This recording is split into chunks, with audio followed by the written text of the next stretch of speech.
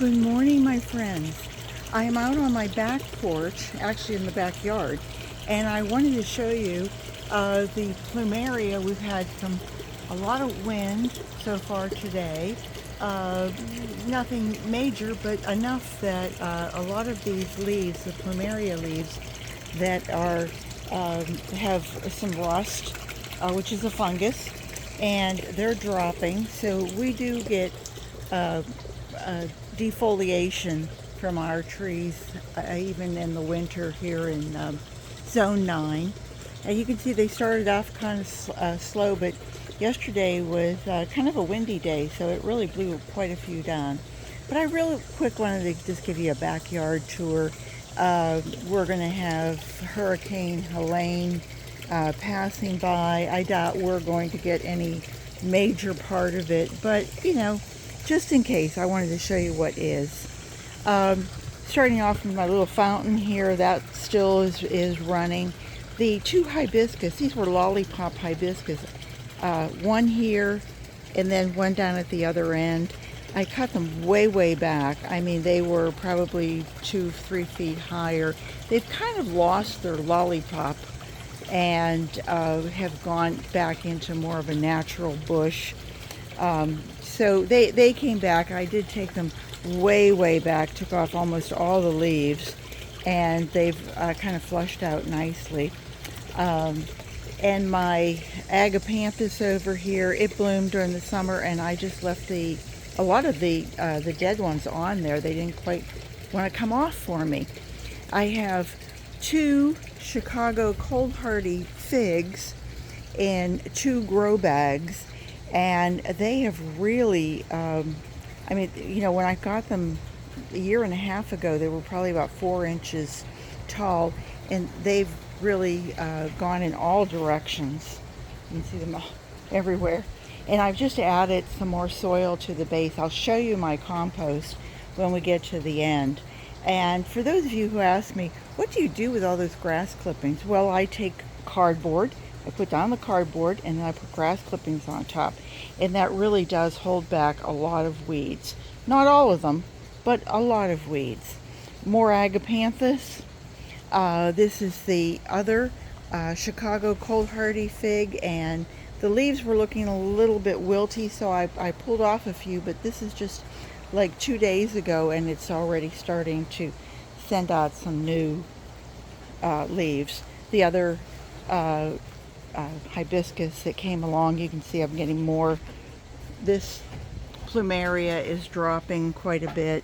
This is senior. This is my yardfully composter.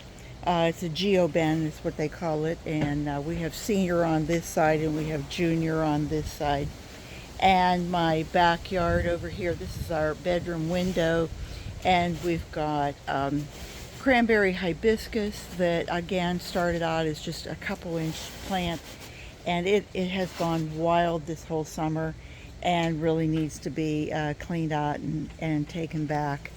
If you were out here a few days ago with me, this is where I was digging up my sweet potatoes, and I ended up getting 6 1/3 pounds. Woohoo!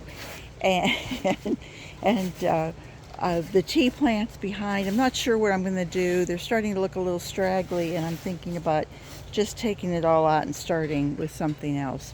This is the original moringa tree. My friend Nick came over and brought a little tiny 3-4 inch piece, and this is 3 years later. It is incredible. It actually needs to be cut back to about there so that it can leaf out again, and all of this needs to be cut down and dried and processed so that we can have the powder for our breakfast. This is the third big plumeria in this corner, and you can see we've gotten leaves everywhere. If you look down here and you see all these, the grass has just died back because of so much foliage cover both the plumeria and the moringa, so it's getting very little sun. But you see all these little leaves dropping? Those are the moringa. And moringa, if you don't continue to pick it and use it, the leaves will turn yellow, and then they actually start to drop, almost like it's fall. And uh, anyway, it kind of gives a cool look. It kind of looks like it's raining or it's snowing. We did clean out all of the, both pots had sweet potato vine in it, and the vines were growing from over here the whole way to over here on the fence and on the ground itself. And it was a real problem for Rick. He had to keep coming every week when he would cut the grass. He'd have to move everything back so that he could get to it. I think that's probably about all for the. This was a crepe myrtle branch that I was going to use as part of a fence and just bend it over. And when I needed it so that the sweet potato vine could grow up. And so I just threw it in there real quick, threw it in the ground. Well, it rooted, and it has now become another formidable crepe myrtle. So I'm not sure what I'm going to do with it. I still have my 2 mangoes. Both have reached quite a height. This one, I cut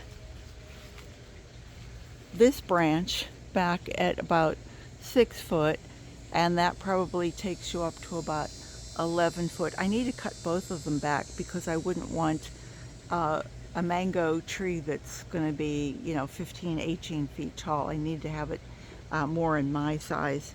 So that's going to get a good cutting, probably maybe during the winter. This is the other crepe myrtle. It's a raspberry color, and it's really pretty. The one that you just saw is more of a mauve color. This is a raspberry.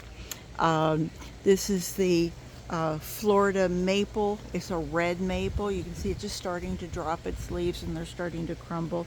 And I'm hoping to collect these leaves and use them for my leaf mulch.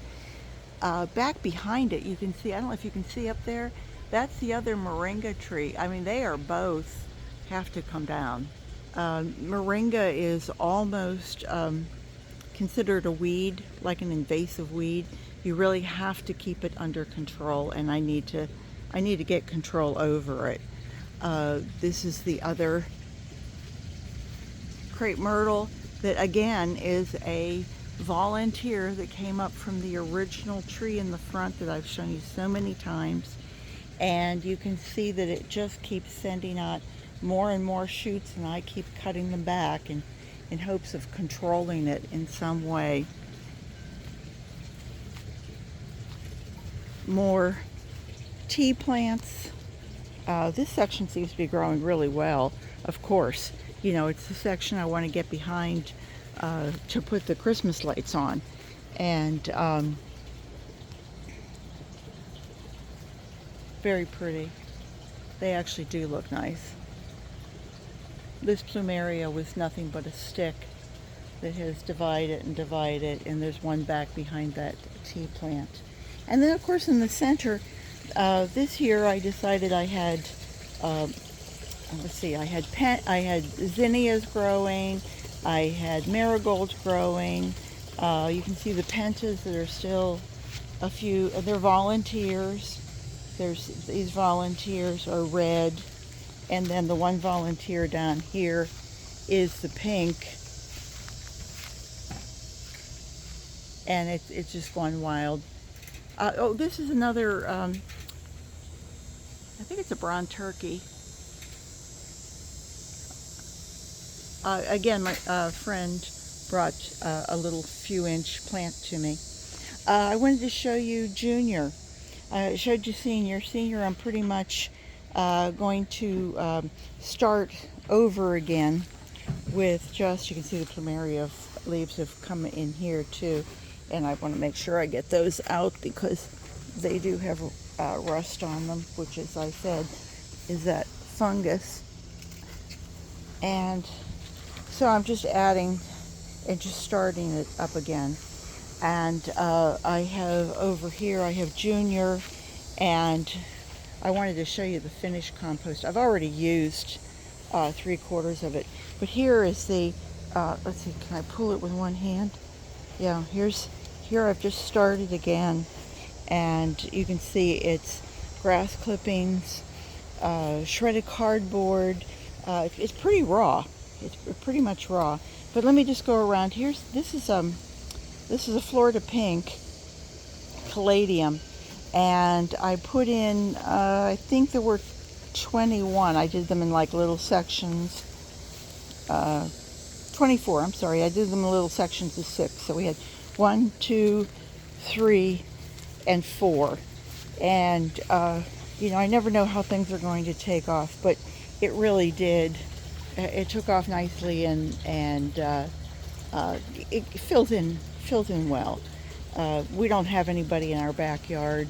We have a gate on each side with a lock, and we don't lock them, but most people don't come in our gates. Along the back, I did want to show you some of those leaves that are coming up, and those are the amaryllis. And I'm kind of tempted this year to pull everything out and let them rest for a couple months, and then start them out fresh again. So before I clean all this up, I just wanted to show you it. I mean, people who always say, "Oh, your yard is so neat." Oh, please, not really. And but I wanted to show you this compost and show you how beautiful it is. Now, again, these are all the moringa. If you don't keep picking them, they drop their leaves, and they also drop their small branches. But look at this compost. Is this beautiful or what? And I have been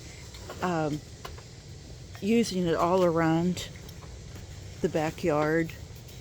I filled in the grow pots, and I'm going to probably take the rest of it and maybe either use it in pots or just add some height. Is that what I want to say? Add a couple inches the whole way down here, and let this be my major growing area. I think that's about it. It's a beautiful day today. As a matter of fact, Rick is cleaning out the gutters. What a fun job, huh? It's almost as much fun as picking up leaves every day. But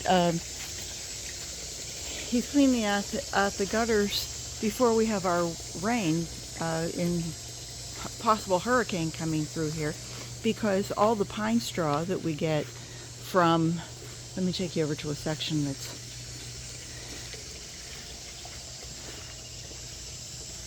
okay, this is our preserve, and you can see all those pine trees over there. Every time the wind blows, they just drop all their, well, not all, they drop several pine needles, and so our yard is always in pine needles. And if the yard's in pine needles, then the gutters are going to be in pine needles also. Most of the time I'm pulling pine needles out of the trees. I don't see any now that I'm looking for them. Nope, don't see any. But as the wind blows, you hear it. Anyway, Rick is doing another Rick job. He's taking things and cleaning up while the needles are still dry. So anyway, I think that's probably it. I wanted to give you guys the update and just show you that the leaves will just keep falling off, until it's a bare tree until next spring. So with that, I will say I hope everybody has a great day. I hope those of us who are in the path are safe.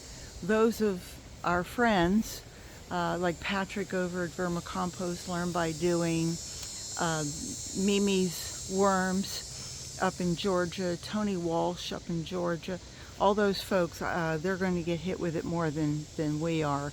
So take care and stay safe, everybody. Remember, garden what you've got. See you soon. Bye-bye.